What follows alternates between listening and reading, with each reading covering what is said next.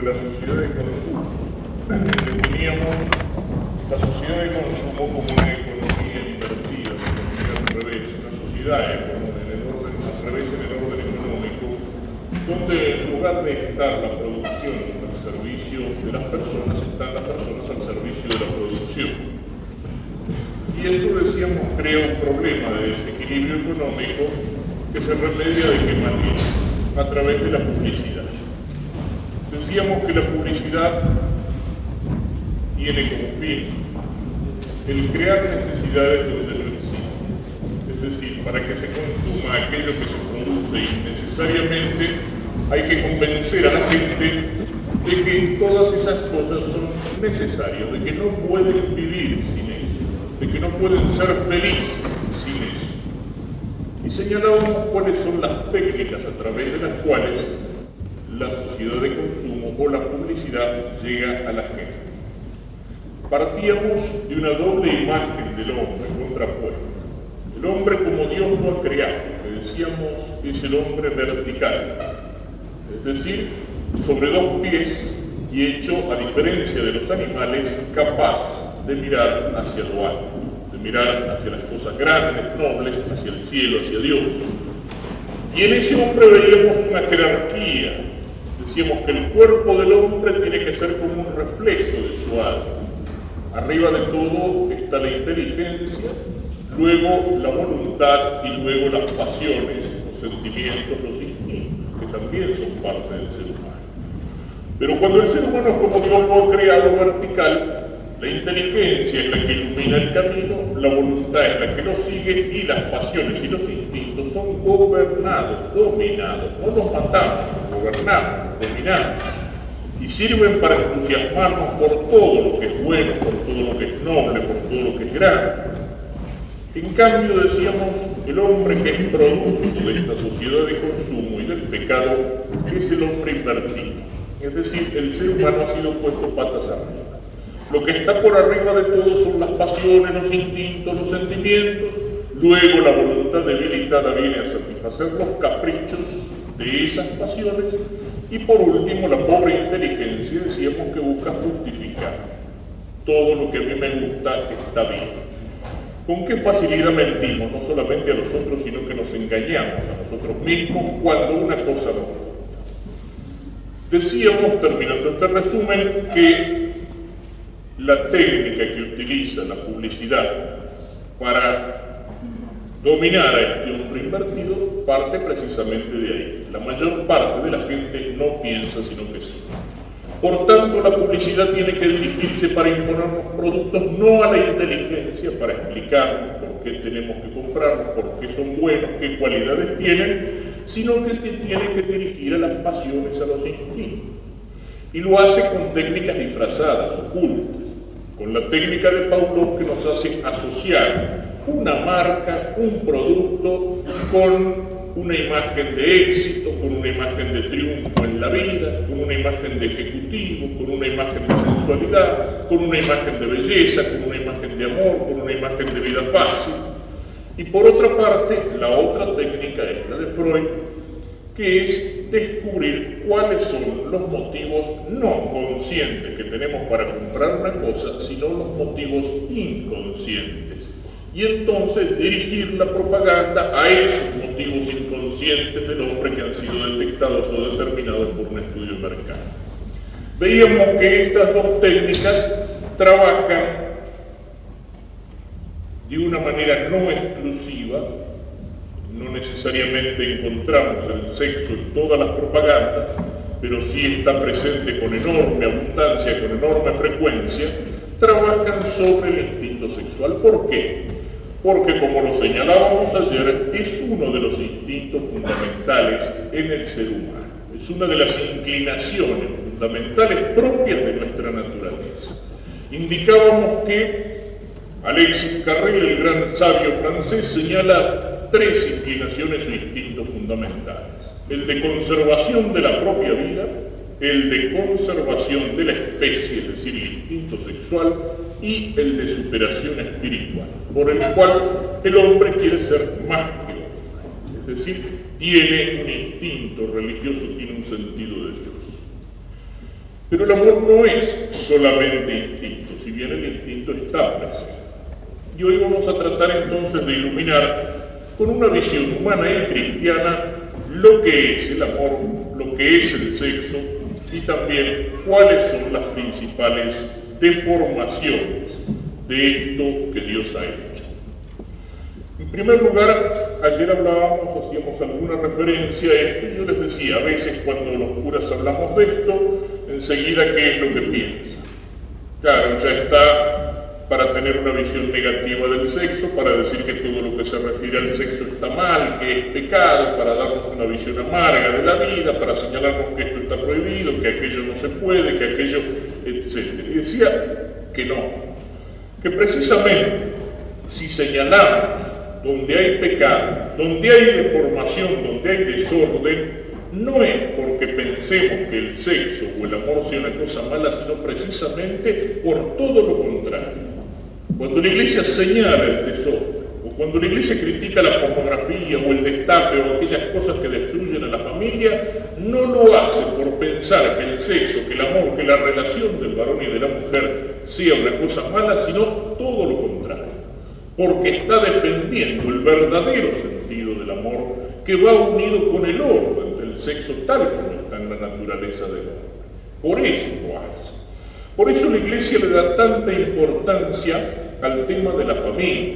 Y el Papa, en cada uno de sus viajes, y yo creo que en cada uno de los lugares donde el Papa va, no deja de hablar con gran insistencia y con gran preocupación del tema de la familia. ¿Y por qué con preocupación? ¿Y por qué decimos que este tema nos preocupa? Porque hay una serie de síntomas que nos hacen ver que la familia está enferma. ¿Y qué pasa cuando la familia está enferma, cuando la familia está herida? Nosotros, como cristianos, como católicos, en nuestra visión de la sociedad, pensamos que la familia es la célula fundamental de la sociedad. Como un cuerpo está construido por células, se compone de células, la sociedad está compuesta de familias. Y con eso rechazamos, algún día, si Dios quiere, el año que viene vamos a tocar algunos temas de doctrina social de la Iglesia y este tema de la familia desde ese punto de vista. Pero con esa visión, al afirmar que la familia es célula fundamental de la sociedad, la célula básica de la sociedad, rechazamos tanto una visión liberal e individualista que nos dice que la célula fundamental de la sociedad es el individuo, el ciudadano, como rechazamos una visión marxista que nos da como unidad fundamental de la sociedad las clases sociales en lucha dialéctica. Nosotros decimos que no es ni el individuo aislado, porque el hombre desde el momento de su nacimiento pertenece necesariamente a una familia, ni es tampoco la clase social en la cual se diluye, resultan absorbidos y borrados tanto los individuos como la familia. Y entonces el hecho de que la familia está enferma, de que haya familias que se destruyen, de que haya familias que se disgregan, de que haya elementos a través de los medios de difusión que destruyen y que ensucian y que basurean el amor, el respeto, la dignidad, el sentido del cuerpo en el hombre y en el de la mujer transformados, encarnadas en anzuelos publicitarios, el hecho de que se busque enfrentamientos generacionales entre hijos que no se consideran más comprendidos por sus padres y padres que no se consideran más comprendidos por sus hijos, el hecho de que se introduzca la división en la familia, etcétera, etcétera. ¿Qué pasa? ¿Qué pasa en un cuerpo cuando las células están enfermas? ¿Qué pasa en un cuerpo cuando las células empiezan a reproducirse de una manera monstruosa y desordenada? Ese cuerpo tiene un cáncer, está amenazado de muerte. Y eso es lo que pasa en una sociedad cuando la célula fundamental de la sociedad, que es la familia, está enferma. Esa sociedad está enferma, esa sociedad tiene un cáncer. Y si hay muchas cosas que nos preocupan en nuestra sociedad, en nuestra Argentina, en nuestra patria, si hay muchas cosas que no andan en el orden político, en el orden económico, en una serie de aspectos, una de las cosas que más nos tiene que preocupar, no porque sea la única, pero porque no es la menor, y yo diría es una de las más graves, es precisamente el hecho de que la familia está enferma. ¿Y eso por qué? Porque se ha perdido cuál es la visión que nos tiene que dar el orden natural y la visión cristiana de la familia. Y cuando eso se pierde, entonces las cosas empiezan a andar a los tumbos. Vamos a tratar de mirarlo necesariamente de una manera apretada, señalando los aspectos positivos y señalando las deformaciones. Y para esto vamos a partir, no en primer lugar de una visión católica, sino de la visión que nos da el mismo orden natural. Podría ser otra aclaración. A veces, cuando el sacerdote habla de este tema de la familia, ¿cuál es la primera objeción que aparece? Y bueno, pero el cura que sabe de eso, si los curas no se casan. El sacerdote renuncia a la familia, entonces ¿cómo puede hablar de eso si no tiene experiencia? El que tiene que hablar de eso es el que tiene experiencia. Bueno, en primer lugar, lo más elemental que uno puede decir es, y entonces, qué sé yo, ¿cómo el médico puede curar esta enfermedad si nunca la tuvo? Tendría que tener, el médico tendría que haber tenido todas las enfermedades para curar. Y en segundo lugar, yo quiero hacer observar en esto una cosa. ¿Y las personas casadas tienen experiencia en matrimonio? Porque tener experiencia no es solamente vivir. Tener experiencia, hay gente que puede vivir 80 años y no tener ninguna experiencia, porque vuelve a meter la pata siempre en las mismas cosas, y a lo mejor ha vivido y no entendió para nada por qué ha vivido ni cómo ha vivido. Y eso es bastante frecuente. Por eso dicen a veces que la experiencia es lo más inútil que hay, porque el que la tiene ya no le sirve y los demás no le creen. O como decía alguno, la experiencia es un peine que nos regalan cuando nos quedamos pelados. Pero lo pregunto un poco en serio, ¿la persona casada tiene experiencia en matrimonio? Algunas sí. Hay matrimonios que verdaderamente conocen lo que es su vida matrimonial. Pero normalmente son matrimonios que tienen principios humanos y cristianos y que tienen verdaderamente una formación. Pero si no, no. ¿Y cómo puedo decir yo esto? Que a lo mejor unas personas que llevan 20 o 30 años de casado y que tienen varios hijos, que no tienen experiencia de la vida matrimonial y que el sacerdote puede tener más. Sí, me animo a decirlo. ¿Por qué? Porque el sacerdote muchas veces tiene que tratar problemas matrimoniales.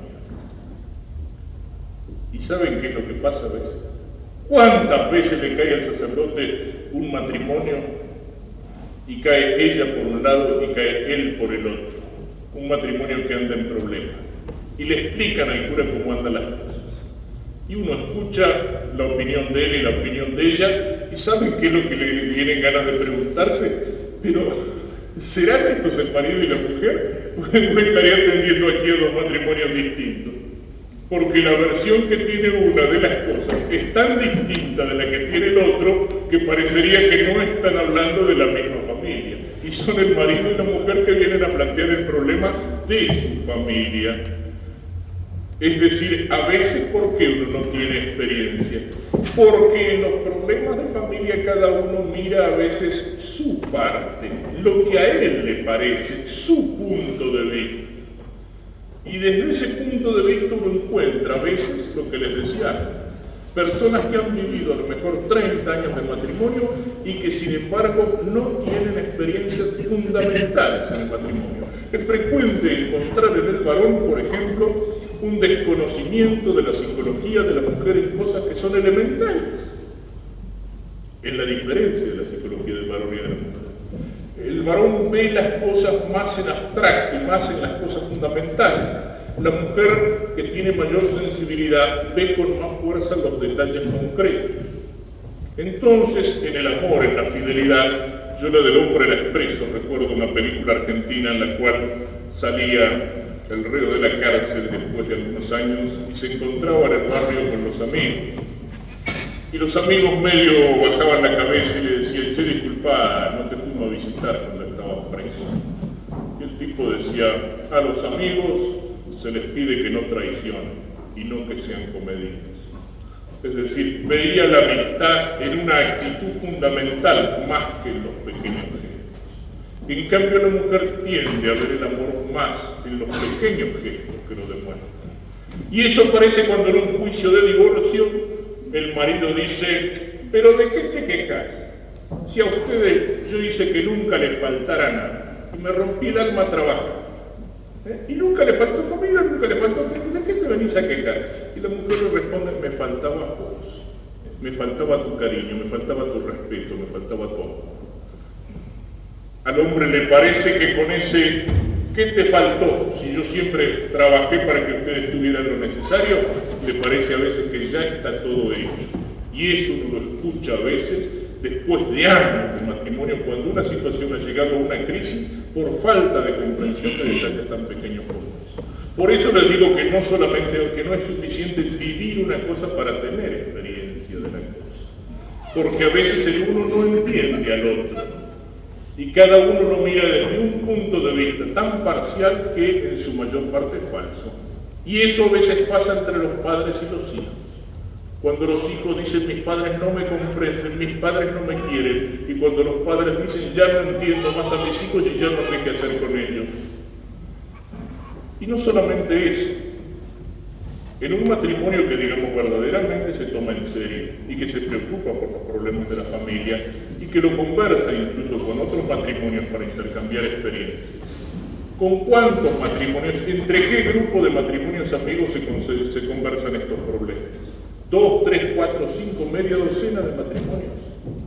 Y esa media docena de matrimonios normalmente son gente del mismo ambiente, son gente de la misma clase o del mismo grupo social. En cambio, el sacerdote escucha en el secreto del confesionario y en la intimidad de la dirección al niño y a los padres, al varón y a la mujer. Y el sacerdote tiene que atender los problemas matrimoniales del matrimonio de profesionales cultos y del puestero que vive perdido en medio de la pampa o en medio del desierto. Escucha al pobre y al rico. Y por la dirección y por el confesionario y por el despacho del sacerdote pasan en pocos años cientos y a lo mejor miles de problemas familiares y matrimoniales como consuelo. En fin, discúlpenme, extendí un poco en esto, pero a veces uno tiene como que justificar por qué el sacerdote que no es casado habla de estos problemas. Si miramos entonces en el orden natural, ¿dónde lo encontramos? Bueno, como Dios creó las cosas. Dios creó al hombre, al ser humano, y Dios, nos dice la Sagrada Escritura, lo creó varón y mujer. Ese es el orden de la naturaleza. Así son las cosas por la creación. Dios los hizo varón y mujer. ¿Y eso qué significa? Distintos. Físicamente distintos, psicológicamente distintos y al mismo tiempo complementarios. Y los creó el uno para el otro. Los creó varón y mujer. Y después dice la Escritura que Dios miró lo que había creado y vio que era bueno. Y cuando habla en el día de la creación, donde crea al ser humano, dice, y Dios vio que era muy bueno. Esto ya lo señalaba ya. ¿Qué significa? Significa que el sexo, que el amor, que la atracción que siente el varón por la mujer y la mujer por el varón, que el amor entre los dos, que la unión entre los dos, no es algo malo, es algo bueno, es algo creado y querido por Dios. Y Dios, cuando lo creó, vio que eso era bueno, vio que eso era muy bueno. Ayer les señalaba cómo es un error el hablar, por ejemplo, de partes malas del cuerpo. Y decía que los órganos sexuales o genitales son tan creados por Dios como lo es la mano, el ojo o el cerebro. Y ayer les señalaba un poco irónicamente aquel comentario del diario La Razón donde decía después de un congreso de médicos católicos que los médicos católicos condenaban la drogadicción, el sexo y el aborto. El aborto y la drogadicción sí, pero no pueden condenar al sexo. Es algo querido por Dios porque Dios cuando creó al ser humano lo creó varón y mujer. Y cuando se dice que el hombre es imagen de Dios, el hombre es imagen de Dios así, como varón y mujer. El varón y la mujer juntos, los dos representan, reflejan mejor la imagen de Dios que cada uno de ellos por separado. La reflejan con mayor perfección. Y por eso Dios hizo esto. Dios no hizo las cosas malas. Todo lo que Dios ha creado, Dios lo hizo bueno. Dios no ha hecho cosas malas. Las criaturas de Dios son todas buenas. Lo que pasa es que nosotros podemos usar mal de las cosas que Dios ha hecho buenas, y cuando nosotros usamos mal de esas cosas, nosotros las estamos ensuciando, las estamos profanando de alguna manera. Y eso es el pecado, usar mal las cosas que Dios hizo buenas.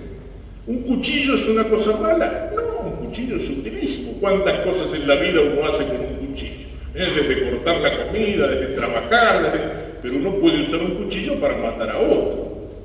¿Es malo un cuchillo? No, uno lo usa mal.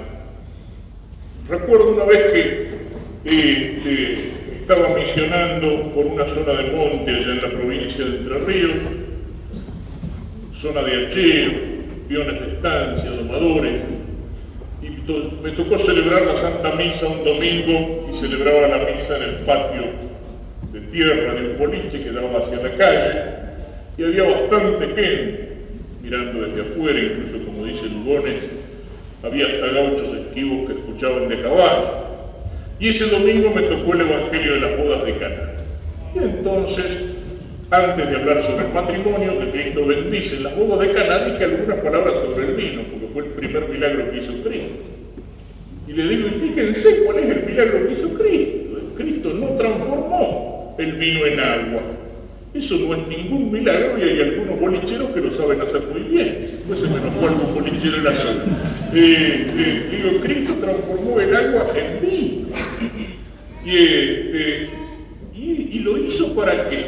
Lo hizo para que los pobres novios en el día de su fiesta no hicieran un mal papel con los invitados, y los hizo para que pudieran alegrar la fiesta. ¿Y eso qué quiere decir? Que como dice la Biblia, el vino alegra el corazón del hombre. El vino es una cosa buena, no es malo. Si no, Cristo no hubiera hecho en su primer milagro nada menos que transformar el agua en vino. Bueno, hablé un poquitito sobre esto, y al final los paisanos tenían una cara de ganas de aplaudir bárbara. Entonces, empecé la segunda parte, que por ahí les gustó un poco menos. Les digo, ustedes se lo imaginan a nuestro Señor y a la Virgen compartiendo la alegría de los novios. Por supuesto que sí, ¿cierto? No estarían amargándoles la fiesta. Pero ustedes se lo imaginan a nuestro Señor, a la Santísima Virgen, borracho tirado bajo la mesa. Ni pensar, nada más que pensarlo ya nos parece una falta de respeto, nos parece una blasfemia, ¿no es cierto? Bueno, el vino es bueno, pero nosotros podemos usar mal de lo que Dios ha hecho bueno. Y cuando nosotros lo usamos mal, lo estamos ensuciando. Es cuando el vino se utiliza para destruir la salud, cuando el sueldo se tira en el vino, cuando el vino se utiliza para llegar borracho a casa y golpear a la mujer y a los hijos. Pero eso ¿por qué? Porque el vino es malo. No, porque nosotros usamos mal las cosas que Dios ha hecho buenas. Esa noche había casado después de la misa un paisano que tenía 10 hijos, pero quería regularizar su situación y quiso festejar. Y a la noche estábamos en la fiesta, que se hacía en el mismo lugar donde habíamos celebrado la misa. Me acuerdo que había un gaucho bien mamado, y una vieja le dice, oiga, dice, ¿usted no escuchó lo que dijo el padre en la misa esta mañana? Y dice el paisano, claro que sí, dice, que el hombre tiene que ser dueño del vino y no el vino dueño del hombre. Por lo menos la teoría la había aprendido. ¿A qué voy con esto? A lo que decía antes, las cosas que Dios hizo las hizo buenas. El vino es bueno, pero el hombre puede usar mal de eso. El sexo es creado por Dios, es querido por Dios. Y Dios eso lo hizo bueno. Pero nosotros podemos ensuciar lo que Dios ha hecho bueno. Nosotros podemos usarlo mal. Nosotros podemos degradarlo, nosotros podemos degenerarlo. Pero no porque sea malo, sino porque usamos mal las cosas que Dios hizo buenas, y eso, lo repito, es el pecado. El pecado consiste en eso, en usar mal las cosas que Dios ha hecho buenas. Dios los creó, decíamos, varón y mujer, es decir, distintos y complementarios. Distintos, como decíamos, físicamente, y físicamente complementarios, porque los dos se complementan cuando se unen, se completan. Llegan a ser una sola cosa, psicológicamente distintos, y precisamente por eso pueden vivir juntos y amarse, porque son distintos y porque al ser distintos se ayudan y se completan. Y fíjense que de acá podemos sacar una primera conclusión, y que es importante. Nosotros vivimos en un tiempo en el cual existe uno de los grandes mitos, una de las grandes mentiras, que es el mito de la igualdad. En nuestro tiempo se afirma, y se afirma como una bandera levantada, y el que se atreve a decir lo contrario lo miran como un bicho raro: los hombres son todos iguales. Cuidado. En cierto aspecto sí.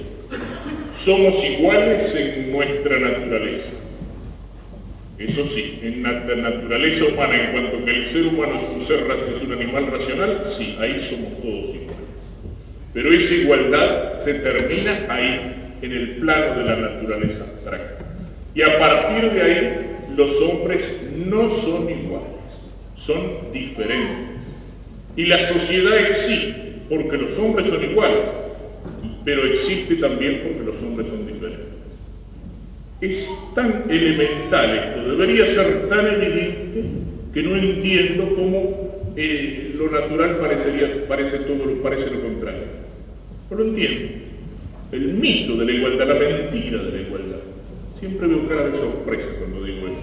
Pero fíjense, en primer lugar, si hay una naturaleza fundamental, no puede hacerse una sociedad, qué sé yo, entre un hombre, una vaca y un repollo. ¿Por qué? Porque no tienen la misma naturaleza. Una sociedad se hace entre seres humanos. Ahí está la igualdad fundamental. Pero tampoco se puede construir una máquina con todas piezas iguales, con todos engranajes iguales. Una máquina se construye porque las piezas son distintas y entonces se complementan y se ayudan. Un cuerpo existe porque la mano es distinta del ojo, y el ojo es distinto del pie, y el estómago es distinto del cerebro. Porque los miembros del cuerpo son distintos, es posible el cuerpo. Y la sociedad es posible porque sobre esa igualdad fundamental los hombres son diferentes, y al ser diferentes no son iguales, son desiguales. Y esto es tan elemental que si uno llega a un pueblo y se le descompone el auto y pregunta en la entrada al pueblo: dígame, hay un mecánico por acá, hay 3 mecánicos en el pueblo, ¿cuál es mejor? No se nos ocurre pensar que son todos iguales. Y si uno pregunta: hay un médico en este pueblo, hay 5 médicos, ¿cuál es mejor? ¿A cuál me recomienda? No se nos ocurre que son todos iguales. Exactamente esto es lo que ocurre en el matrimonio. El matrimonio puede existir porque el hombre y la mujer tienen una igualdad fundamental de naturaleza. Como decíamos que no se puede hacer una sociedad, bueno, tampoco se puede casar, qué sé yo, un hombre con una vaca o una mujer con un mono. No tienen la misma naturaleza. Bueno, a veces casi, pero digamos, pero al mismo tiempo pueden unirse y formar la familia, porque el hombre es distinto de la mujer y la mujer es distinta del hombre. Y la familia existe porque los dos son iguales en naturaleza y porque los dos son distintos, son diferentes, como lo decía antes y lo repito, física y psicológica y espiritualmente diferentes. No es la misma la forma de vivir la fe, la religión, hasta las cosas de Dios que tiene el hombre y que tiene la mujer, porque son diferentes. Y entonces esto nos lleva a señalar la mentira de esa igualdad que consiste en una especie de nivelación. La mentira de esa moda de nuestro tiempo, que es una moda degradante, que es la moda del unisex, que piensa que la dignidad del varón, y sobre todo porque a veces lo que aparece en la reclamación de igualdad son los llamados movimientos de liberación femenina, es un gran disparate, es una gran mentira. La dignidad de la mujer no está en ser una mala copia del hombre. La dignidad de la mujer no está en hacer las cosas que hace el hombre. La dignidad de la mujer está en ser verdadera y plenamente mujer, como la dignidad del hombre está en ser no un hombre afeminado, sino un hombre que es plenamente hombre. Es decir, cada uno ser lo mejor posible dentro de aquello que Dios le dio y utilizando los talentos que Dios le dio. Y eso no va contra la dignidad del hombre ni va contra la dignidad de la mujer. Precisamente lo que va contra la dignidad tanto del hombre como de la mujer es querer igualarlos, nivelarlos, es hacerlos una cosa idéntica, no solamente en las cosas fundamentales, sino hasta en las cosas secundarias, hasta en las cosas accesorias, lo que uno encuentra en tantos lugares que uno ve que van caminando juntos una parejita por la calle y uno a veces ya no sabe más quién es quién. Incluso por la forma en que se visten, por la forma en que se mueven, por la forma en que llevan el pelo, por los colores que usan. Cuando se llega a eso es porque hay algo que no funciona. Esa igualdad es una igualdad falsa, es una igualdad mentirosa. Dios los creó distintos y complementarios y pueden amarse, unirse, ayudarse y ser una sola cosa porque son distintos. Y los creó el uno para el otro. Y aquí tenemos un punto que es central para entender el sexo y para entender el amor. El sexo encuentra su canalización en el amor, en la relación de uno al otro, del varón a la mujer y de la mujer al varón. El sexo exige fundamentalmente una relación a otra persona. Y una relación que si es amor, tiene que ser una relación desinteresada. Ayer decíamos que el amor no es solamente sentimiento. Y definíamos el amor con las palabras del viejo Aristóteles, que decía, amar es querer el bien del otro. Santo Tomás distingue entre dos tipos de amor que llama el amor de concupiscencia y el amor de benevolencia. El amor de concupiscencia, ¿qué es? Es como decir, qué sé yo, que yo amo una cosa porque la quiero para mí. Cuando uno dice, qué sé yo, me gusta, no sé, esta comida. O sea, me gusta cualquier cantidad de los chivitos, sí, pero asados. O sea, no es porque yo ame desinteresadamente a los chivitos, sino porque los quiero para mí. Y a veces eso pasa entre las personas. Uno le llama amor a lo que no es amor, sino a lo que es egoísmo. Creo que amo al otro, pero en el fondo lo que quiero es que el otro me quiera a mí. Entonces me estoy amando a mí mismo y mi amor pasa a través del otro sin que le importe nada del otro y vuelve a mí mismo. Eso es el amor de concupiscencia. En cambio, el amor de benevolencia, benevolere, querer el bien, es amor desinteresado. Y el sexo precisamente encuentra su canalización en el amor y se canaliza verdaderamente cuando el amor es de benevolencia, cuando es amor desinteresado, cuando quiere el bien del otro, cuando se preocupa por el otro más que por uno mismo, entonces lo ama. Entonces lo ama. Si yo me preocupo más por mí mismo que el otro, ese amor no es verdadero. El sexo encuentra su canalización ahí, ¿por qué? Porque el hombre y la mujer fueron creados el uno para el otro. El sexo dice una relación al otro.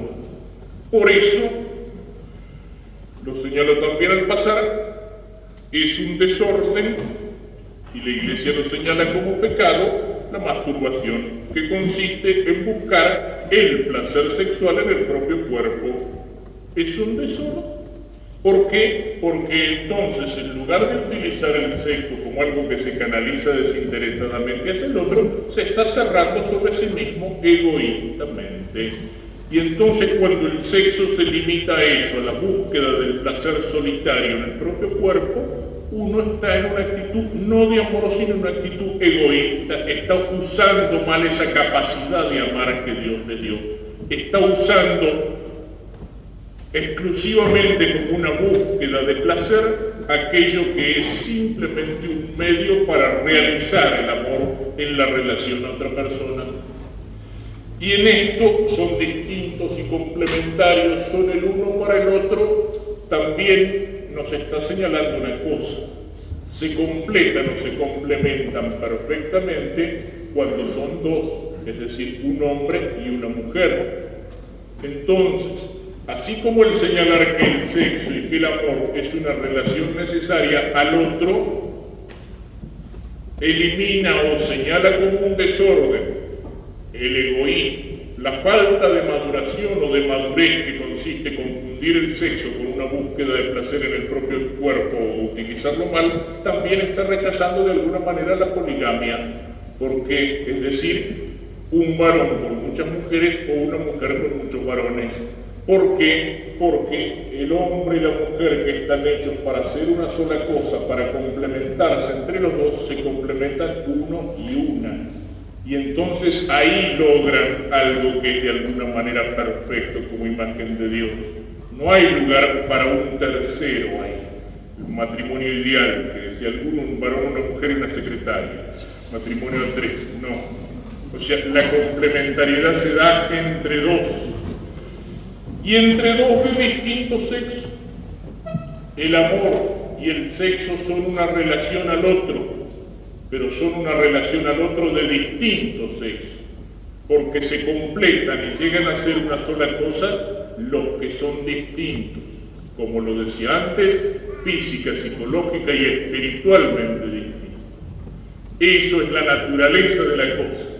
Y por eso, cuando la Iglesia señala que la homosexualidad, es decir, tanto femenina como masculina, lesbianismo, se llama entre las mujeres, es decir, cuando se quiere vivir el sexo en relación de un varón con un varón o de una mujer con una mujer, la Iglesia señala que eso es un desorden y un pecado, y lo señala con palabras de la Escritura, son palabras de San Pablo. San Pablo dice que eso es contra la naturaleza. ¿Por qué? Porque la naturaleza del amor es una relación desinteresada a una persona, a otra persona y a otra persona de distinto sexo. Porque solamente se completan, lo repito, los que son distintos. Los que son iguales no pueden llegar a formar una sola cosa. Y entonces en una unión física, en una unión carnal, entre un varón y una mujer y una mujer, lo que existe es una caricatura del amor, una caricatura invertida. Si ustedes quieren, acá estoy en el orden natural, pero es una caricatura que de alguna manera es satánica. Como el diablo es el mono de Dios, la relación homosexual es una caricatura y una falsificación invertida de las verdaderas relaciones de amor entre un hombre y una mujer, como Dios lo ha querido y como Dios lo ha creado. Y esto hay que decirlo porque uno de los elementos de destrucción del amor y de destrucción de la familia son las campañas que existen llenas de argumentos hipócritas en favor de la homosexualidad. Cuando hace unos años atrás se señalaba la homosexualidad como una degeneración, como algo contra la naturaleza, como un vicio, como un pecado, ¿de qué manera se defendían? Diciendo, no hay que atacarlo de esa manera, no son corruptos, no son degenerados, son enfermos. Ahora ya se ha dado un paso más, y si uno dice son enfermos, en algún caso puede ser. O sea, puede haber algún problema de constitución física, hormonal, psíquica de nacimiento, pero en muchos casos no. Aun cuando se puede decir el homosexual es un enfermo, sí, pero es una enfermedad adquirida. Lo mismo que se puede decir el alcohólico es un enfermo, es cierto. El drogadicto es un enfermo, es cierto. Pero es un enfermo que llegó a ser enfermo culpablemente. A fuerza de emborracharse o de drogarse llegó a ser enfermo. Habitualmente ni el alcohólico nació alcohólico ni el drogadicto drogadicto. Es un enfermo, sí, pero es un enfermo que tiene una responsabilidad en su enfermedad. Aunque ahora haya que enfocarlo no como un culpable, sino como un enfermo y tratar de ayudarlo para curarse. Lo mismo pasa con la homosexualidad. Las prácticas homosexuales, sobre todo en la primera juventud, crean una inclinación desviada, crean una inversión psicológica y terminan por producir algo que es un enfermo. Pero actualmente los movimientos de liberación gay, la comunidad homosexual argentina y todos esos grupos que andan por ahí no admiten ni siquiera eso. Y si uno dice son enfermos, dice no son enfermos, es normal. Y buscan justificarlo por argumentos pseudocientíficos, de los cuales el más divertido que he leído es uno que decía no existen dos sexos. Eso es un disparate. Existen 218 sexos caracterizados en dos grupos fundamentales. Es decir, que con un argumento de ese tipo que iba, bueno, si en vez de dos sexos son 218, quiere decir que tenemos el varón, la mujer, y después descendiendo. El varón que tiene un 95% de varón, el que tiene un 80%, hasta llegar a las mujeres, a una cosa ahí medio indefinida. Entonces ya bueno, este pertenece al sexo número 218, entonces es normal que la relación se dé con otro que pertenece al sexo 217. O sea, se busca, digamos, cualquier tipo de argumentación para... Y no solamente eso, porque en un momento dicen, bueno, defender la dignidad. Es cierto, a veces puede ser que uno enfoque estos temas o que uno sienta... Uno a veces se encuentra casos tan dolorosos en esto, que uno sienta cierta repugnancia, o que se manifieste a veces cierto desprecio, cierta burla. Bueno, eso creo que a veces no corresponde. Muchas veces precisamente cuando uno conoce la tragedia como la conoce el sacerdote, sabe cuánto sufrimiento y cuánto dolor puede haber detrás de situaciones de él, y en ese sentido se puede hablar de que merece respeto, hasta ahí sí. Pero después de pedir respeto, ¿por qué se empieza? Se empieza por considerar que no solamente no es un pecador, un degenerado y un enfermo, sino que es el único tipo normal. Y eso aparece como uno de los lemas de los movimientos homosexuales. Yo elegí mi sexo y usted, ese es uno de los lemas. Es como diciendo, yo elegí libremente mi sexo, es decir, soy un tipo piola y superior. En cambio, usted es un pobre infeliz que se conforma rutinariamente con el sexo que Dios le dio desde el momento de su nacimiento. Entonces, ya ahí hay más. O sea, el que es normal aparece como un infeliz. Ahí me hace acordar, leía una vez en una revista de la colectividad alemana que salía en Buenos Aires, La Plata Ruf, el caso de un señor ya grande que se había presentado en Alemania en la oficina de migración y que quería irse del país. Y el empleado medio curioso, bueno, un hombre ya grande, ya viejo, que a esta edad quiere emigrar, va a cambiar toda la vida, irse a un país distinto. Dice, y le pregunta, discúlpeme, dice, ¿por qué se quiere ir? Empezar de nuevo la vida cuando usted ya la tiene hecha. No, ¿sabe qué pasa? Dice, en tiempo de mi abuelo, aquí en Alemania la homosexualidad tenía pena de muerte. Dice, en tiempo de mi padre iban a la cárcel. Dice, cuando yo era joven, bueno, lo multaban. Dice, ahora lo han hecho libre. Me quiero ir antes que sea obligatorio.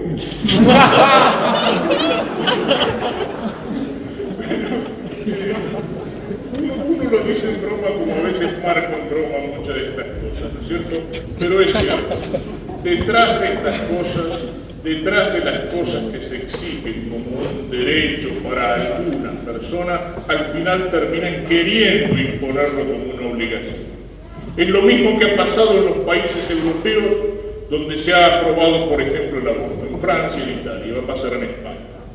Bueno, pero la ley del aborto, ¿qué tiene? Si al que no quiere abortar nadie la obliga. Y bueno, pero los médicos y las enfermeras, bueno, pero se les reconoce objeción de conciencia. Esa es la teoría. Después, en la práctica, en Italia y en Francia, donde se ha aprobado la ley del aborto, ¿qué pasa? Como son muchos los médicos que tienen objeción de conciencia, y son muchos los porque no quieren violar su juramento, y son muchas las enfermeras y personal sanitario que tienen objeción de conciencia, entonces ¿qué? Entonces empiezan a presionar. Y entonces empiezan a querer hacerlo obligatorio. Y entonces la enfermera que tiene objeción de conciencia para no colaborar en un aborto no consigue trabajo. Y el médico que tiene objeción de conciencia no tiene entrada en muchas clínicas. Y el farmacéutico que no vende productos abortivos sufre un boicot y a veces puede ser llevado a la quiebra. Es decir, son mentiras cuando piden libertad para algunas cosas, porque al final eso termina, cuando esas degradaciones se empiezan a imponer o se les empieza a conceder la libertad, terminan siendo una tiranía de lo invertido, una tiranía de la caricatura, una tiranía de lo falso. Entonces, varón y mujer, distintos y complementarios, el uno para el otro de distinto sexo, porque sólo así se logra la perfección en una unión de amor. Donde se ha intentado, y algunos lo sostenían, psicólogos y algún sacerdote europeo medio disparatado, no, a los homosexuales hay que recomendarles un matrimonio entre ellos, porque es preferible eso y no que anden buscando programas por ahí. Esos matrimonios no funcionan. Duran un tiempito y después se transforman en una convivencia egoísta donde se toleran y cada uno empieza a buscar por otro lado su diversión. Esa es una experiencia concreta que conocen perfectamente algunos psicólogos que han tratado el tema. ¿Y por qué no funcionan? Porque no pueden funcionar, porque no se complementan, porque son iguales. Y la complementariedad y el matrimonio exige que sean diferentes, exige que sea varón y mujer, hechos el uno para el otro, y no la caricatura de ese amor que vuelve completo. Y entonces, ¿para qué los hace? El uno para el otro de distinto sexo. Y nos dice la Escritura que Dios lo hizo para que se amen y se ayuden, y también para que sean fecundos, para que se multipliquen y dominen la tierra. Y al señalar esto nos está indicando cuál es la finalidad del amor, cuál es la finalidad del sexo, cuál es la ayuda mutua y la manifestación del amor. Y en segundo lugar, la fecundidad. Decíamos que el instinto sexual se ordena a la reproducción de la especie, a la continuación de la especie. Y son dos finalidades que se unen profundamente, se unen íntimamente, y que de alguna manera una de estas dos se ordena a la otra. El amor busca hacer de los que son distintos, del varón y de la mujer, una sola cosa. Pero como muy bien lo decía aquí en esta misma sala el profesor Pitot, cuando entre dos personas, un varón y una mujer, quieren ser una sola cosa, por más que estén íntimamente unidos en el acto conyugal, por la ley de impenetrabilidad de los cuerpos de alguna manera rebotan, son impenetrables. Por eso es una caricatura del amor cuando el amor es solamente dos cuerpos que se encuentran. Pero cuando dos se aman en cuerpo y alma, lo que no pueden lograr los cuerpos que son físicos, lo logran de alguna manera las almas, que se van haciendo una sola cosa. Pero un varón y una mujer llegan a ser una sola cosa en aquello que es el fruto de ese amor que es el Hijo. El Hijo es como un fruto del amor, y por eso decía que el amor y la fecundidad van unidos de una manera muy íntima. Es como la coronación, es como la culminación del amor.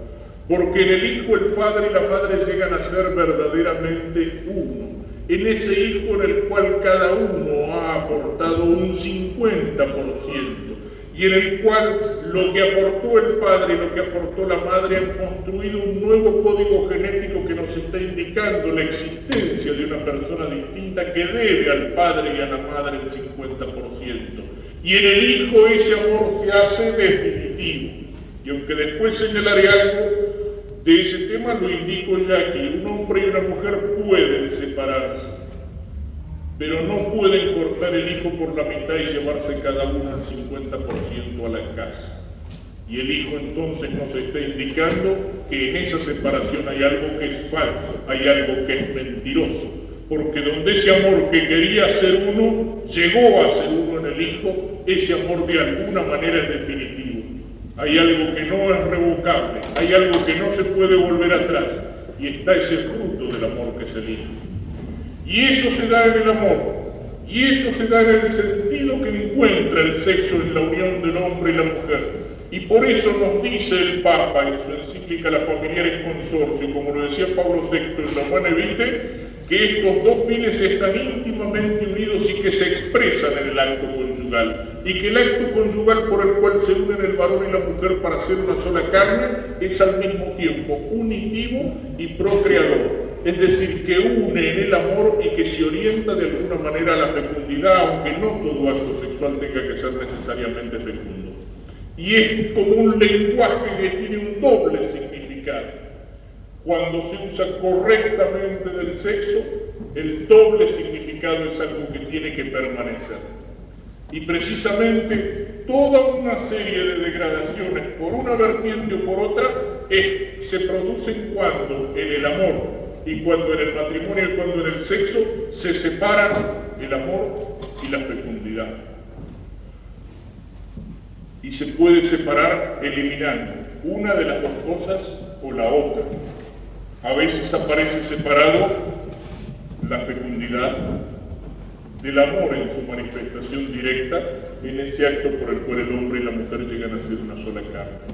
Y por ese lado tenemos todo un campo del cual lo más conocido son los experimentos que han llegado a la comunicación de la vida mediante la fecundación artificial fuera de la mujer en aquello que se llama el bebé probeta. Pero ese campo, o sea, esa fecundación artificial in vitro, es solamente un aspecto de un campo que abre posibilidades tremendas, y digo tremendas en el sentido de aterradoras. El campo de la ingeniería genética es actualmente, no porque sea algo malo de suyo, hay trabajos en ingeniería genética que son maravillosos. Yo escuché hablar en Buenos Aires al gran sabio y aparte de eso católico militante, genetista francés Jérôme Lejeune, que es el descubridor de la trisomía 21, es decir, de la deformación cromosómica que provoca el síndrome de Down, es decir, el mogolismo. Y no solamente lo ha descubierto, sino que él está trabajando en ingeniería genética porque sostiene que tomado temprano se puede llegar a curar. Y él está buscando descubrir la forma de intervenir genéticamente para curar el mogolismo tomándolo temprano. Eso es un uso maravilloso de la ingeniería genética, pero al lado de ese uso hay cientos de experiencias que se están haciendo que hacen que esa ingeniería genética, es decir, que ese trabajo sobre las células germinales y sobre la unión de esas células sea algo tan peligroso en el campo del microcosmos como es la energía atómica en el campo del macrocosmos. Hay novelas de ciencia ficción como Un mundo feliz de Huxley, que ha anunciado posibles usos de la ingeniería genética por mucho tiempo y cómo se puede llegar a una tiranía a través de la fabricación de seres humanos en serie. Experimentos que se realizan, por ejemplo, para ver la posibilidad de superar la barrera específica. ¿Qué significa eso? De producir humanoides, es decir, un ser que venga de un hombre y de un animal, o sea, de un ser humano y de un mono, por ejemplo. Y esto que yo digo, bueno, pero eso es una cosa de ciencia ficción. Eso está, por ejemplo, en un libro de Flechter, Ética del control genético, cuyo prólogo lo escribe un genetista norteamericano, premio Nobel, un tal Joshua Lederberg.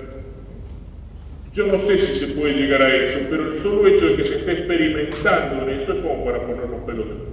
Como el solo hecho de que se experimente en la fecundación clónica, es decir, en producir una criatura de la cual todo el capital genético es aportado solamente por un varón o solamente por una mujer, mediante la inserción de una célula no sexual en el núcleo vaciado de un óvulo femenino, por lo cual esa criatura sería una reproducción exacta del padre-madre o de la madre-padre. Cómo se puede trabajar y se estudia sobre el óvulo para producir divisiones artificiales de un óvulo fecundado y crear gemelos en serie, etcétera, etcétera, etcétera. Es decir, que esa fecundación in vitro, que a veces uno tiende sentimentalmente a decir, bueno, pero tienen derecho a tener un hijo si no hay otro camino, es algo que abre terreno para un campo de experimentación y de manipulación del hombre que es 1000 veces más peligroso de todo lo que decíamos ayer acerca de la propaganda. ¿Y eso por qué? Porque se ha separado aquello que en la naturaleza está unido, el amor y la fecundidad, para buscar una fecundidad que no está directamente unida al amor, y al revés, cuando se separa el amor de la fecundidad. Entonces, el sexo se transforma en un uso egoísta, cerrado a la comunicación de la vida y con mucha facilidad se degrada por el camino de la mera búsqueda de placer. Esto también es difícil decirlo, porque la mentalidad de nuestro tiempo es una mentalidad que rechaza la vida. La mentalidad que se va creando en nuestro tiempo es una mentalidad anticoncepcionista. Y mientras más se insiste, incluso en los ambientes católicos, en que la función del hombre en una teología del trabajo, en mejorar el mundo, en transformar la creación, en colaborar con la obra creadora de Dios, y precisamente donde un hombre y una mujer en el plano natural son más íntimos colaboradores de Dios creador que cuando están transmitiendo, comunicando la vida a un nuevo ser humano. No hay ningún trabajo, ni en la ciencia, ni en la industria, ni en ningún otro campo de la producción humana que asocie al hombre y a la mujer tan íntimamente con la obra creadora de Dios como en la comunicación de la vida. Y sin embargo en esto existe una mentalidad antinatalista, una mentalidad de rechazo de la vida, donde hay un tremendo hedonismo y un tremendo egoísmo. Yo sé que hay muchos problemas, y problemas que muchas veces son reales, que pueden ser problemas de salud, que pueden ser problemas psíquicos, que pueden ser problemas económicos. Yo sé que hoy las casas cada vez se hacen más para que allí exista una familia que no pueda tener muchos hijos. Yo sé que para los recién casados que viven en un departamentito y si viene otro hijo, ¿qué hacemos? ¿A dónde lo metemos? ¿En el placar? Es cierto que hay muchos problemas que hacen cada vez más difícil la comunicación de la vida, pero también es cierto que existe mucho egoísmo. También es cierto que muchas veces se cambia un hijo por alguna comodidad material, por cambiar el auto o por un televisor en colores. También es cierto que muchas veces ya desde antes del matrimonio, en esas reuniones o despedidas, en vez de hablar de los hijos que van a venir, se habla de cómo se va a hacer para que los hijos no vengan. Y sin pensar, digamos, o con total indiferencia si un método respeta el orden natural puesto por Dios en la naturaleza, o no lo respeta, o lo violenta, o lo viola. Y por ese camino se llega no solamente al rechazo de la vida en el anticoncepcionismo, sino que por ese camino se llega incluso, como lo decíamos ayer, hasta el crimen en el aborto. El profesor Lejeune, que mencioné recién, estuvo entre los 5 científicos de fama mundial que fueron consultados hace 3 años atrás por el Senado norteamericano. Y la pregunta del Senado norteamericano decía a estos 5 sabios mundiales: ¿en qué momento se puede hablar de que comienza la vida humana? Y los 5 respondieron: la vida humana comienza en el momento de la concepción. Hasta no hace muchos años eso se discutía. Hoy, por el descubrimiento que hace Crick de los ácidos que forman el código genético, eso es totalmente indiscutible. Desde el primer momento en que un óvulo es fecundado, allí existe una vida humana y esa vida no es la del padre ni es la de la madre. La comparación que le he escuchado a un médico en el Congreso en Buenos Aires, él decía, es como cuando uno tiene un globo desinflado y en el globo existe allí un punto negro que no sabemos qué es. Y después cuando lo vamos inflando, ¿qué pasa? Ese punto negro va tomando forma y aparece un dibujo o aparece una leyenda. Exactamente lo mismo pasa con el ser humano. El doctor Lejeune utiliza la imagen o la comparación de un cassette. En el cassette ya está toda la música, basta ponerlo en el grabador y a medida que corre el cassette esa música va saliendo, pero la música ya estaba allí. Ya está el hombre programado desde el primer momento de la concepción. Y lo que interrumpe esa vida es un crimen, es un asesinato. Y es la peor forma de asesinato porque es el asesinato de un ser inocente, de un ser indefenso. Pero no se habla de eso. No hablan de eso la inmensa mayoría de los que hacen cáscara con los derechos humanos. No hablan de eso los que en un pacifismo total quieren rechazar toda forma de guerra. Y sin embargo, y eso está estadísticamente mostrado, en Estados Unidos, en más de 150 años que han corrido desde la independencia, en todas las guerras, desde la guerra de la independencia hasta la guerra del Vietnam, pasando por Corea y por 2 guerras mundiales, los que murieron en la guerra son una cifra menor de la que en 2 años se produce de víctimas a través del aborto en los Estados Unidos. Y sin embargo, nadie habla de eso. Se habla del crimen de la guerra. Esto lo decía cuando la guerra de las Malvinas. Los pobres muchachitos que están allí de 18 años. Hace poco me lo decía el capitán Robache de navío, que fue jefe de la infantería de marina en Malvinas. Y donde él estaba, los ingleses no pudieron pasar. Tuvieron que buscar por otro lado donde se había escapado un regimiento, los detuvo, los enfrentó, incluso luchó cuerpo a cuerpo. Mis soldaditos tenían 18 años también. No es cuestión de edad, sino que es cuestión de ideal, de formación, de entrenamiento y de tener un jefe adelante. Pero bueno, todo el sentimentalismo que se hizo con eso, El muchachito de 18 años tenía un fusil en la mano y tenía un rosario en el cuello. Y en muchos casos sabían por qué pelear. En cambio, esa criatura inocente que se destruye en el vientre de la madre no tiene ninguna defensa posible. Y en la guerra de las Malvinas las madres y las esposas tenían el rosario en la mano y rezaban por la persona querida que estaba ausente. Lo sé porque lo que me tocó en mi capellanía en la guerra fue uno de los aspectos más dolorosos. Y tuve que ir en varias ocasiones para hacer el aviso a las viudas de nuestros pilotos de Fuerza Aérea, en 5 ocasiones. O sea, sé lo que era ese dolor y cuánto coraje había detrás de eso. Pero allí la madre rezaba por el hijo ausente, por el hijo en peligro. En cambio, en el aborto la madre se transforma en asesina. Y el médico en la guerra se juega la vida para ayudar, para curar a un herido, propio o del adversario, pero se juega la vida para hacerlo. En cambio, el médico en el aborto está traicionando el juramento hipocrático que él hizo, que él prestó cuando se recibió de médico y en el cual se comprometía a respetar la vida desde el momento mismo de la concepción.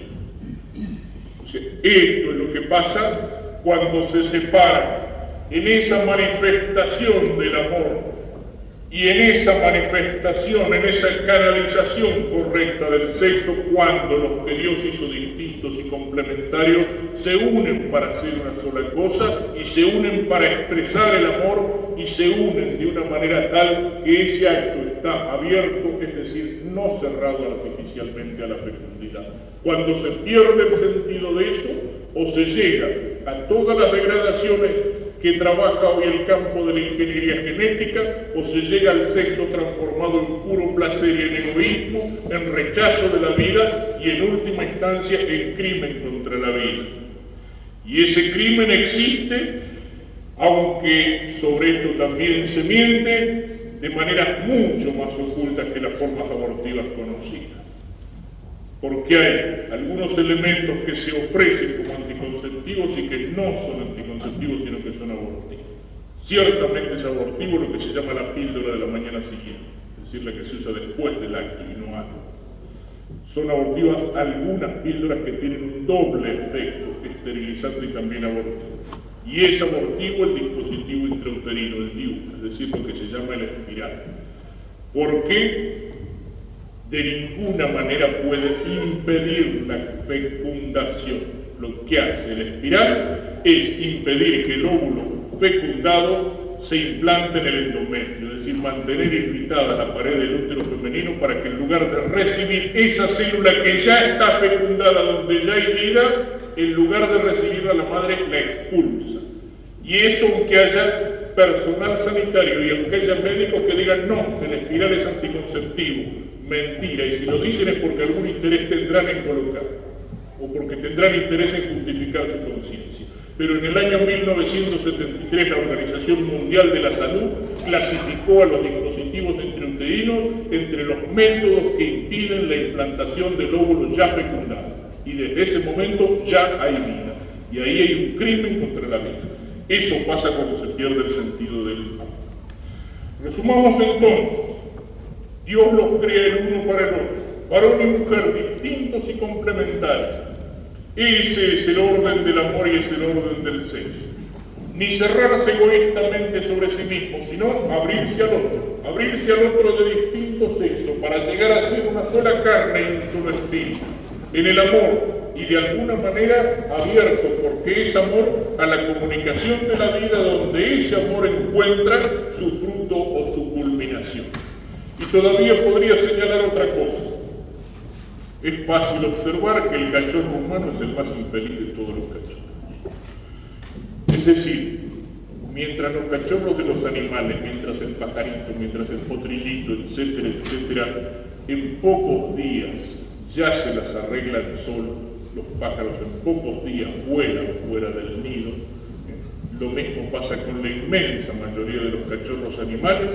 El cachorro humano es un bicho tan infeliz que necesita de papá y de mamá, y no solamente durante algunos días o durante algunos meses, sino que los necesita durante muchos años, y no solamente para poder vivir, es decir, para comer, para que cuiden su salud, para vestirse, sino que lo necesita para la educación humana y para la educación espiritual. para la educación psicológica, para la educación afectiva. O sea, necesita durante muchos años la compañía de esos dos seres que en su unión de amor le han comunicado la vida.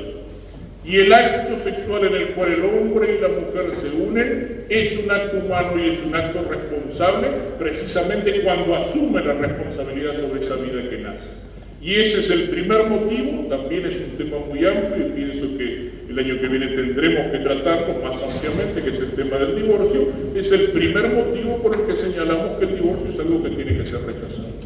Fíjense, no lo hago en primer lugar ni como sacerdote ni como católico, sino simplemente por algo que está en la misma naturaleza del hombre. Es uno de los argumentos falsos y que los católicos tenemos que cuidarnos de no usarlo con tanta facilidad si viene un debate sobre el divorcio. Yo estoy contra el divorcio porque soy católico. Un momentito. Es cierto que el sacramento refuerza la indisolubilidad del matrimonio, pero yo estoy en contra del divorcio no solamente porque soy católico, sino porque soy hombre y porque lo definitivo de esa unión está en la misma naturaleza del amor. Porque el amor, si no es definitivo, no es verdaderamente amor. El amor exige totalidad, así como exige totalidad en cuanto a la persona. Ningún novio, ninguna novia que se respete va a aceptar que, bueno, mi novio también tiene 2 o 3 novias por ahí, o al revés. No. Exige totalidad en cuanto a la persona, exige exclusividad. El amor en ese sentido es celoso, y lo es con razón, porque la unión de amor, como decíamos antes, se da entre dos y no entre varios. Y en segundo lugar, el amor es definitivo también en cuanto al tiempo. ¿Qué podía pensar si entre dos novios uno le pregunta al otro, ¿me querés? Con toda mi alma, pero la semana que viene no sé si te voy a seguir queriendo. Entonces no me querés. Entonces no me querés. El amor por su propia naturaleza está exigiendo lo definitivo. Y está exigiendo lo definitivo también ese fruto de amor, que es el hijo, y que si el amor es responsable, tiene que asumir la responsabilidad de ese hijo que ha venido, que no se lo puede echar al mundo como si fuera cualquier cosa. Y hasta aquí tenemos el orden natural. ¿Y qué es lo que hace? El sacramento del matrimonio. Cristo viene con un sacramento, es decir, esto que Dios hizo al crear al hombre varón y mujer, al crearnos, etcétera, etcétera, etcétera, como veníamos diciendo recién, Cristo lo asume y lo bendice con un sacramento que es el sacramento del matrimonio. Cristo no inventa el matrimonio, Cristo no inventa el amor, Cristo no inventa el sexo. Eso existe desde el principio del mundo. Cristo no inventa todo este orden del sexo y toda esta moral de la sexualidad que debemos tener en cuenta si queremos utilizarla bien, como Dios la ha hecho. Cristo simplemente lo bendice y lo fortalece con un sacramento. Lo asume y lo eleva de tal manera que llega a decir San Pablo, este sacramento es un gran misterio porque es imagen de la unión de amor entre Cristo y la Iglesia. Y aquí sí tenemos y podemos decir alguna palabra sobre el sentido cristiano que tiene entonces el amor. Mirando de qué manera, mirando cómo es el amor de Cristo con la Iglesia. Y ese amor en primer lugar es un amor total. Cristo nos ama con un amor personal y con un amor total. Dios no nos ama como masa, como grupo, como multitud indiferenciada. Dios no nos ama como el político que sale sobre la tribuna o en el balcón de las casas de gobierno y dice que ama al pueblo, pero al pueblo como masa, a toda esa masa amorfa e informe que está ahí adelante. Dios nos ama con un amor personal. Dios me ama con una, y eso lo puede decir cada uno de nosotros, Dios me ama con un amor único e irrepetible. Así como no hay dos seres humanos que tengan la misma impresión digital, no hay dos seres humanos a los cuales Dios los ame exactamente con el mismo amor. Cada uno de nosotros es un proyecto único, irrepetible, distinto y totalmente original del amor de Dios. Y Dios nos ama con un amor total. Así tiene que ser el amor del matrimonio. A esto hacíamos referencia antes. Así tiene que ser el amor cuando el sexo está verdaderamente canalizado, en cuerpo y alma. No hay amor donde solamente se encuentran dos cuerpos. El amor es mucho más que eso. El amor es entre dos personas y no entre dos pedazos de carne. Ayer cuando hablábamos de cómo la propaganda degenera y degrada, todo esto lo decíamos, ensucia al hombre y a la mujer al hacer del cuerpo un pedazo de carne, un anzuelo, un gancho, una carnada. El amor no es solamente eso. Si uno solamente ama los cuerpos, no está amando a las personas. Y aparte de eso, los cuerpos tienen la desventaja de que cambian, de que se gastan. Si uno se enamora solamente de las formas bonitas, cuando las formas cambian, ¿qué pasa? Si el amor estaba solamente en las formas, ese amor se derrumba con el cambio de las formas. Si un muchacho se enamoró de una chica porque tenía una hermosa forma de guitarra, y en un momento la forma de guitarra se fue transformando poco a poco en la forma de un barril, el amor se transformó. Y lo mismo pasa al revés. Lo mismo pasa al revés. O sea, si el amor está solamente en los cuerpos, por eso no es cierto aquello que se dice a veces, amor a primera vista. No. A primera vista puede existir un impacto, puede existir, si me perdonan la expresión, calentura a primera vista, pero eso todavía no es amor. Que de ese primer encuentro, de ese primer impacto, puede nacer un amor, sí. Pero el amor no es solamente el encuentro de dos cuerpos. Cuando en un acto sexual se unen un hombre y una mujer y cada uno utiliza al otro como un pedazo de carne para un rato de diversión o de placer, ese acto, aunque físicamente sea un acto conyugal de dos personas, es una masturbación entre dos, porque cada uno está usando al otro como un pedazo de carne, y eso no tiene nada que ver con el amor. El amor es una cosa mucho más seria. Qué lindo es cuando uno encuentra a veces esas parejas de esposos, esos viejitos, que uno los ve juntos y dice la gente, se quieren como si fueran novios. Mentira.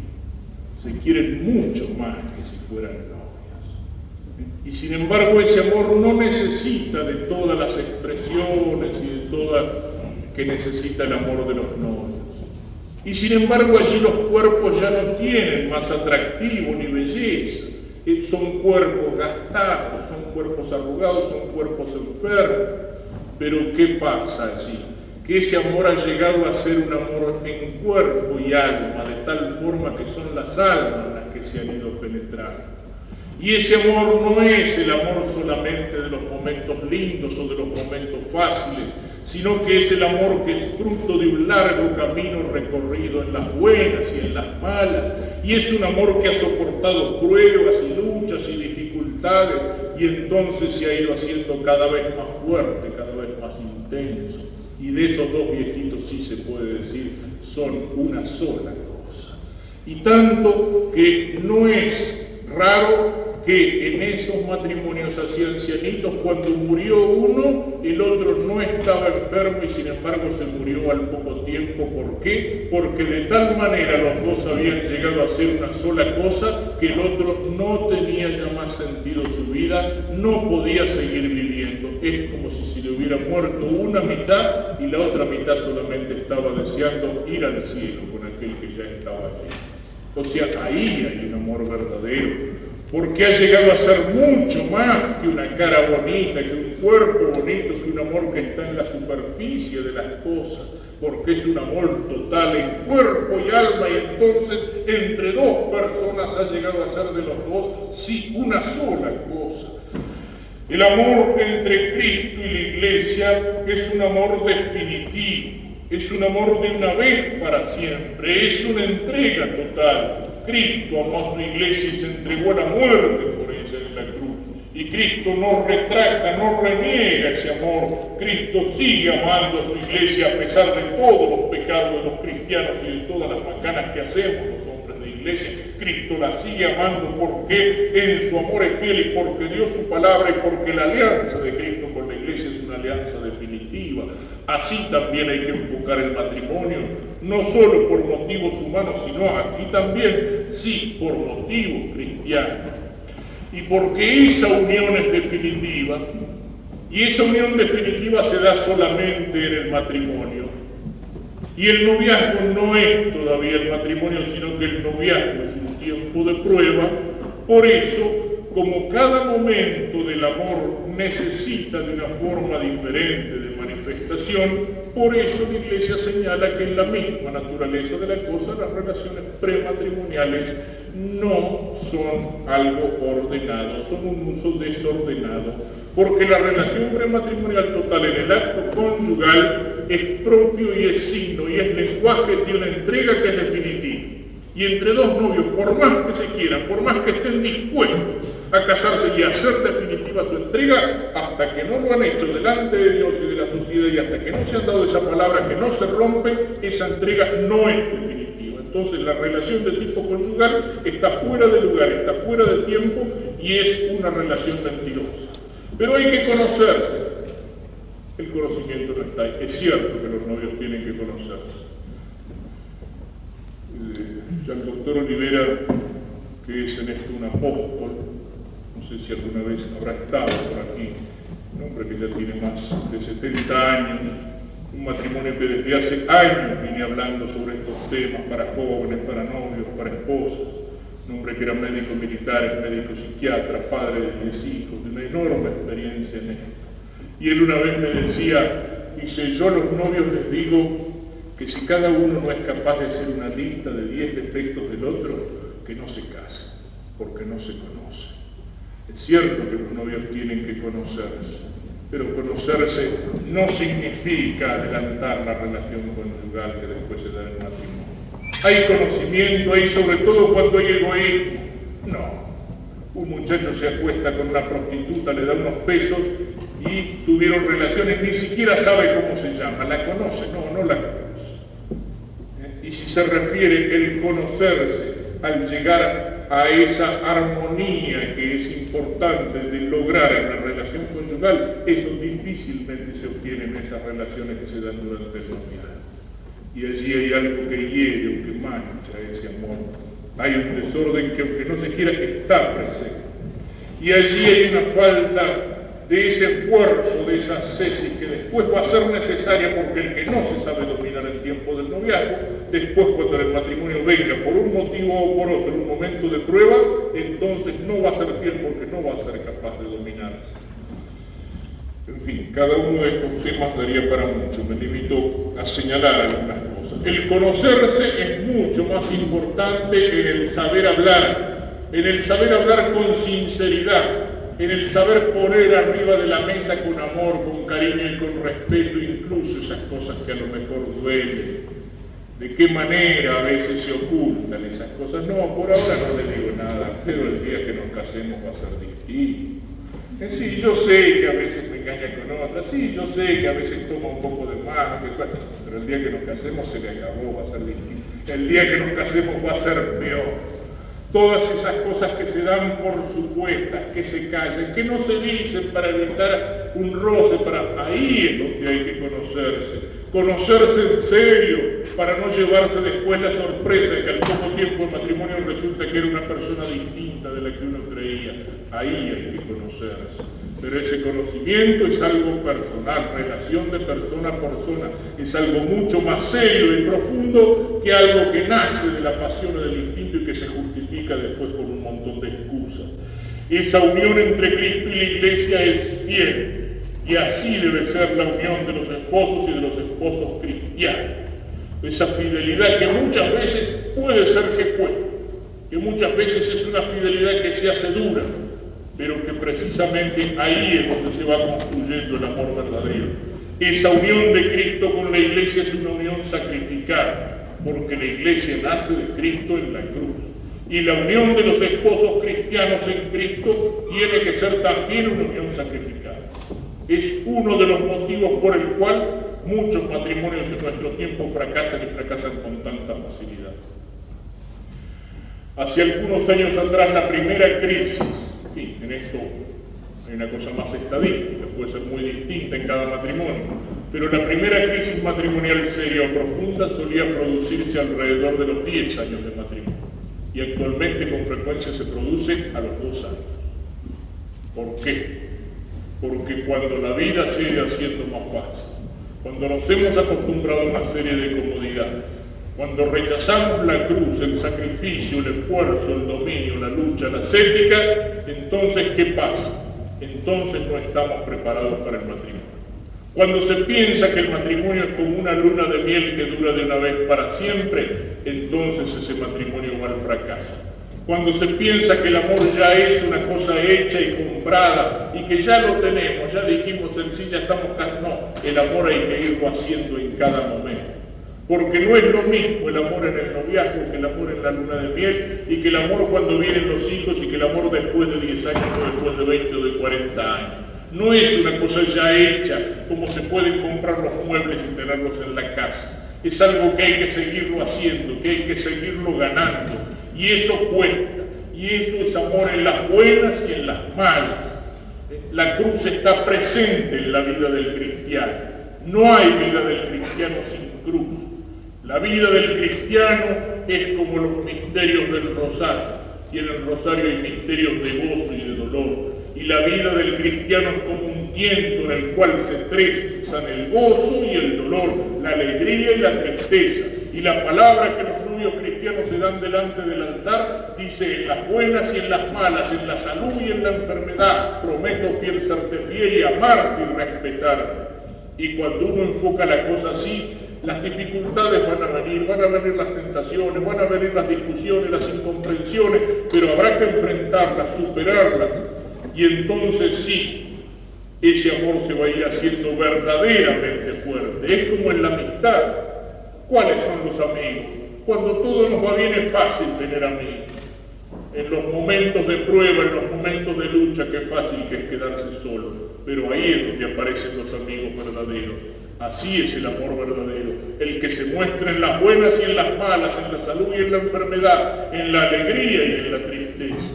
Y esto también es otro de los elementos que tiene el divorcio, por el cual la presencia misma del divorcio destruye el matrimonio o contribuye a destruirlo. Cuando Hernán Cortés llegó a México, ¿qué hizo? Quemó las naves. Quemó las naves como diciendo: atrás no vuelvo, o conquisto esta tierra para el rey de España o muero en la empresa. Y si Hernán Cortés no hubiera quemado las naves, caramba, que tenía motivos para salir disparando con 10.000 indios atrás y volverse a las naves y volverse a España y abandonar la conquista de México. Lo habrá pensado en la noche triste y habrá tenido tentación de decir: ¿para qué diablos habré quemado las naves? Pero como las había quemado, no se podía volver atrás. Qué distinto es cuando enfocamos una cosa con un espíritu así definitivo. Cuando uno va al matrimonio diciendo: de una vez para siempre, cueste lo que cueste. Entonces sí, en los momentos de dificultad se encuentra esa fuerza en cualquier lado para superar esos momentos y para seguir adelante. Pero si uno va al matrimonio diciendo: bueno, vamos a probar, total, si la cosa no anda, siempre tenemos la puertita abierta del divorcio para disparar, entonces, en cualquier situación que a lo mejor hubiera sido con un poco de sacrificio fácilmente superable, estaba la puertita abierta y entonces dispararon por la puertita que estaba allí abierta. La unión de Cristo y de la Iglesia, por último, es una unión fecunda, porque de esa unión nosotros nacimos a la vida de la gracia y del alma, y así tiene que ser la unión de la familia cristiana. No solamente en aquella fecundidad de la que hablábamos antes. Sobre esta solo añadiría lo siguiente: los papas hablan de paternidad responsable. Y a veces cuando se dice paternidad responsable, ¿en qué se piensa? Hay que tener poquitos para educarlos bien. Aquel famoso Robledo Puch, ya hace unos años atrás, aquel que había matado un montón de gente y todo el muchachito era hijo único. O sea, no necesariamente el poquito se educa bien. Paternidad responsable puede significar, en el pensamiento de la Iglesia, del Papa, o la decisión generosa, dice, de tener muchos hijos, o, por motivos serios, la decisión de postergar definitivamente por ahora un nuevo nacimiento. Pero paternidad responsable no se identifica con uno, no se identifica con un casalito. Paternidad responsable es en conciencia delante de Dios y con generosidad ver hasta dónde podemos llegar en la comunicación de la vida. Y en la educación de los hijos, la familia numerosa, aquello que llaman socialización, es decir, la adaptación social, la adaptación en la sociedad, se da mucho mejor en la familia numerosa, incluso a través de todas esas cosas que son pequeños sacrificios. Del tener que compartir una habitación, del tener que usar las cosas del hermano mayor, de la responsabilidad que tienen los hermanos mayores cuando tienen que cuidar a los menores. Recuerdo en Paraná una vez fue el profesor Caturelli con su señora, fue para dar una conferencia sobre temas de educación, y después de la conferencia le preguntaba a una señora: dígame, profesor, usted dijo en la conferencia así de paso que tenía 8 hijos, y si veo que usted está aquí con su señora, dice, ¿cómo hace? Dice, porque nosotros en casa tenemos 2 y nunca podemos viajar a ninguna parte. Y Caturelli le dijo, precisamente por eso, porque tengo 8. Con mi señora nunca nos privamos de viajar a ningún lado porque los mayores cuidan a los menores. Y en eso se van formando y en eso se van haciendo responsables. Pero la familia cristiana es fecunda también sobrenaturalmente, porque en una familia cristiana los padres tienen que preocuparse no solamente de que los hijos nazcan y que crezcan y que estén sanos y que no les falte comida o qué vestirse, sino que tienen que preocuparse que nazcan y crezcan como hijos de Dios, como cristianos, que vivan en la vida de la gracia. Que esa semilla de la vida cristiana que recibieron en el día del bautismo no se muera allí por la sequía, por la falta de agua, sino en regar esa semilla, en preocuparse por la educación religiosa de los hijos. No solamente hijos para la familia, ciudadanos para la patria, sino hijos de Dios para la iglesia. Y por eso los padres antiguos llamaban a la familia pequeña iglesia, porque allí es donde crece la primera semilla de la vida cristiana. Y los padres son los primeros apóstoles y son los primeros catequistas de sus hijos. Y lo primero que se recibe es lo que queda para toda la vida. Eso no lo reemplaza el catecismo. Los padres no pueden sacarse de encima la cosa diciendo, bueno, yo lo mando al chico al catecismo, yo lo mando a la parroquia, yo lo mando a un colegio religioso. El catecismo, el colegio, la parroquia ayudan, pero las primeras raíces sólidas de una vida cristiana tomada en serio son las que se recibieron en la casa, en la familia, cuando el niño aprendió a rezar mientras aprendía a hablar, o incluso antes de aprender a hablar la madre le enseñaba a hacer la señal de la cruz. Cuando la madre le iba diciendo aquellas palabras, o cuando el padre, sobre todo en los hijos varones, porque la responsabilidad de la educación cristiana es de los dos, de la madre y del padre. Y a veces precisamente los varones tienden a decir, bueno, no, como a veces piensan, la religión está bien para los chicos, está bien para la señora, no, yo cumplo porque mando a los chicos y la patrona a misa. No, sobre todo para los hijos varones el primer testimonio es el testimonio del padre. Si lo sabrán los seminaristas o si hay catequistas aquí, cuando se está preparando a los chicos para la primera comunión, y entonces uno invita a una reunión de los padres, de los chicos que van a hacer la primera comunión, parecería que son todos hijos de madre viuda o de madre soltera, porque en la reunión vinieron todas las madres, y después un padre que anda así perdido como truco en la neblina, bendito entre todas las mujeres y sin saber qué es lo que está haciendo eso. ¿Y por qué? Porque el padre piensa, no, es la cuestión de la religión, sí, para la mujer, para el chico, pero para mí no. Sobre todo delante de los hijos varones, es la responsabilidad del padre con la palabra y con el ejemplo la que tiene que hacer crecer la semilla de la fe, la de los dos, del padre y de la madre. Y esa primera semilla, nadie reemplaza esa primera educación. Y para esto podemos concluir señalando lo siguiente. Cuando una familia cristiana está fundada así, cuando tiene toda esta visión del amor, este orden del amor y del sexo, que no es un instinto loco o suelto, cuando se sabe que ni el hombre ni la mujer han sido creados para ser como una mariposa que pasea de rama en rama, como dos animales que se cruzan en medio del campo, cuando sabe que este amor humano es un amor que tiene una bendición divina para que sea total en cuerpo y alma, amor entre dos personas y no dos egoísmos que se encuentran, cuando se sabe que este amor tiene que ser fiel y que es definitivo y que es sacrificado y que es fecundo, entonces este amor está fundado no solamente sobre la arena movediza de las pasiones que se agitan en ese corazón del hombre que es como una veleta que cambia con todos los vientos, sino que, como dice el Evangelio, está fundado sobre la roca que es Cristo. No es la casa fundada sobre arena movediza, sino fundada sobre la roca.